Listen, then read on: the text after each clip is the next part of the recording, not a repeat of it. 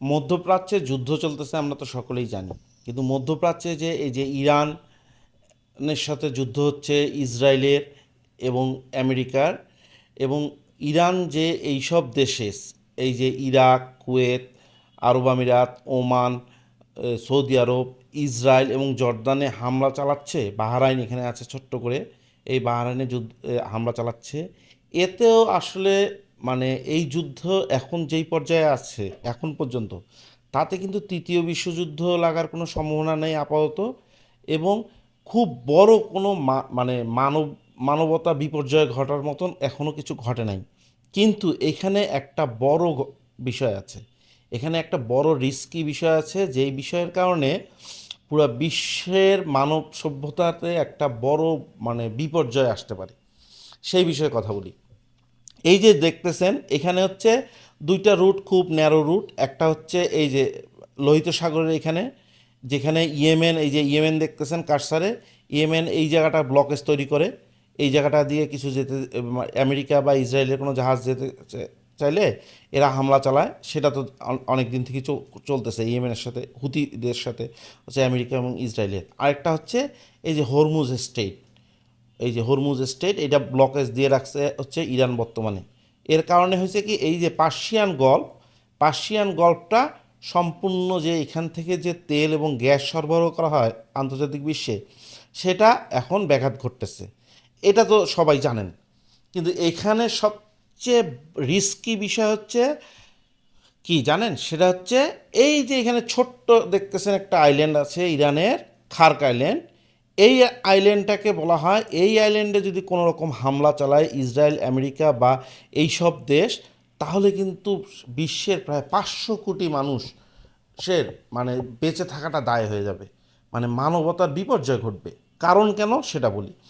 সেটা হচ্ছে দ্বিতীয় বিশ্বযুদ্ধের পর সারা বিশ্বে যেমন অ্যাটমিক বিষয়ে অনেক কড়াকড়ি আছে, তেমন আমেরিকা তাদের পররাষ্ট্রনীতিতে বা প্রতিরক্ষা নীতিতে কিছু রেড লাইন টেনে দিছে।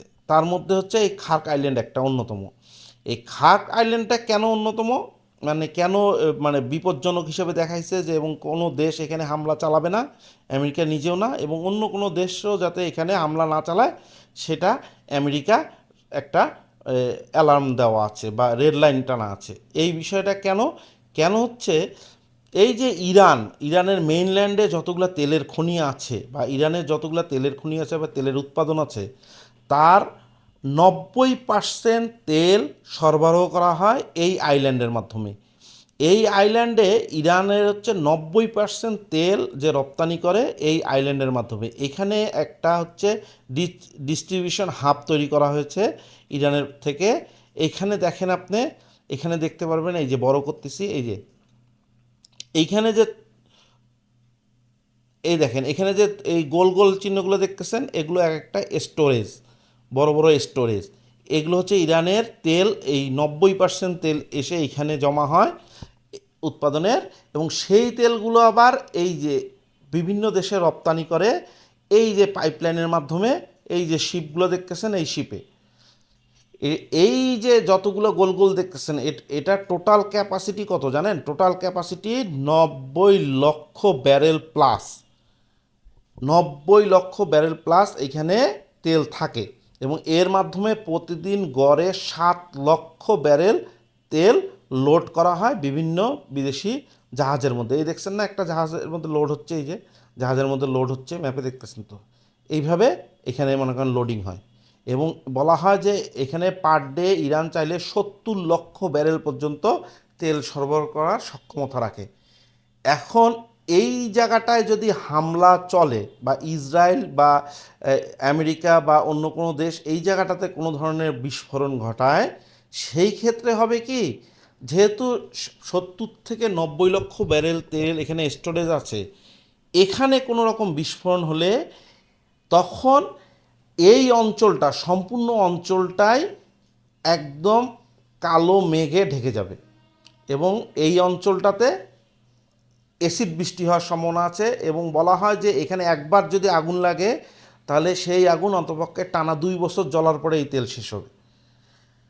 আমরা জানি গত 2 দিন আগে একটা সামান্য ডিপুতে, তেহরানের ডিপুতে আগুন লাগছে, তাই এখন পর্যন্ত 48 ঘন্টা পার হয়ে গেছে, এখনও এখানে আগুন জ্বলতেছে। এবং এই অঞ্চলে যেসব জায়গায় যুদ্ধের কারণে আগুন লাগছে, যেসব তেলের স্টোরেজে, ছোট ছোট স্টোরেজ, তাতেই দেখা যায় 2-3 দিন 4 দিন পর্যন্ত আগুন জ্বলতেছে। এবং তেহরানে যেটা তেলের ডিপুতে আগুন লেগেছে, ওটা কিন্তু এখনও নিভানো সম্ভব হয়নি সম্পূর্ণরূপে। তাতেই তেহরান শহর সম্পূর্ণ কালো মেঘে ঢেকে গেছে।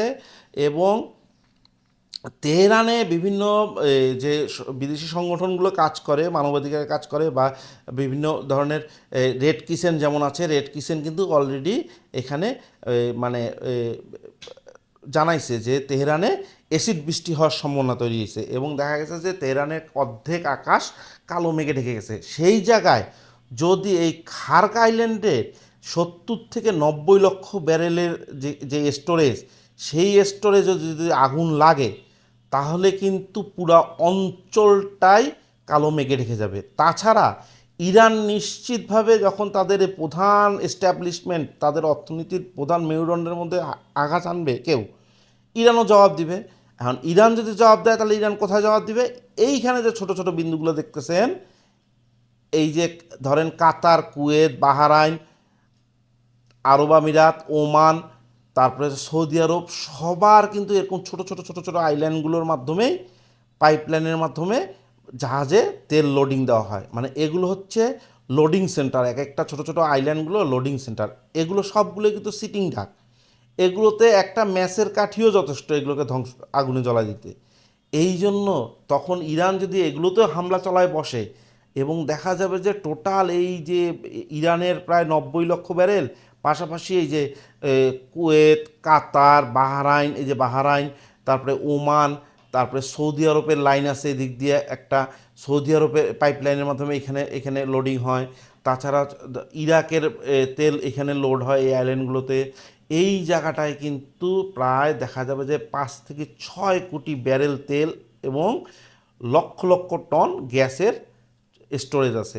এগুলোতে যদি আগুন ধরে যায় কোনো মতে এই যুদ্ধের কারণে, তাহলে কিন্তু এই যে ম্যাপে যে আপনার অংশটা দেখতেছেন, এই যে গোটাল অংশটা দেখতে পাচ্তেছেন এখন, এদিক দিয়ে ধরেন হচ্ছে সুদান, লিবিয়া, মিশর, আলজেরিয়া থেকে শুরু করে এই সাউথ সুদান, উগান্ডা, এদিকের অ্যাঙ্গোলা, সোমালিয়া সহ ধরে এদিক দিয়ে বাংলাদেশ, ইন্ডিয়া, ভুটান, বা ওদিকে চায়না সহ সম্পূর্ণ কাজাকিস্তান, তুর্কমেনিস্তান, এই সম্পূর্ণ অংশটাতেই কালো মেঘে ছেয়ে যাবে। এইটা হচ্ছে বিজ্ঞানীদের মানে পূর্বাভাস বা সাবধানতা। যদি এই পার্সিয়ান গল্পের স্টোরেজগুলোতে কোনো কারণে অ্যাক্সিডেন্ট ঘটে, তাহলে এই অঞ্চলে যে প্রায় 500 কোটি মানুষ থাকে, তারা অন্তপক্ষে 2টা বছর আর সূর্যের আলো দেখতে পারবে না।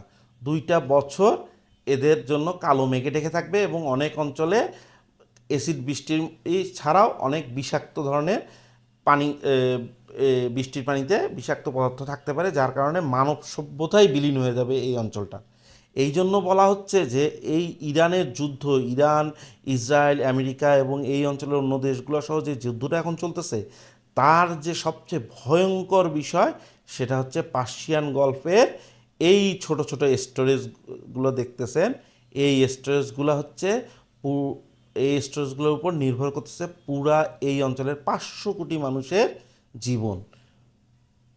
এই জন্য বলা হচ্ছে যে এই যুদ্ধ যেদিকে যাচ্ছে যাক, কিন্তু যদি ভুলেও হঠকারিতার কারণে এই আইল্যান্ডগুলোর উপর কোনো কারণে বিস্ফোরণ ঘটে, তাহলে কিন্তু সেই যুদ্ধ আর নিয়ন্ত্রণে থাকবে না।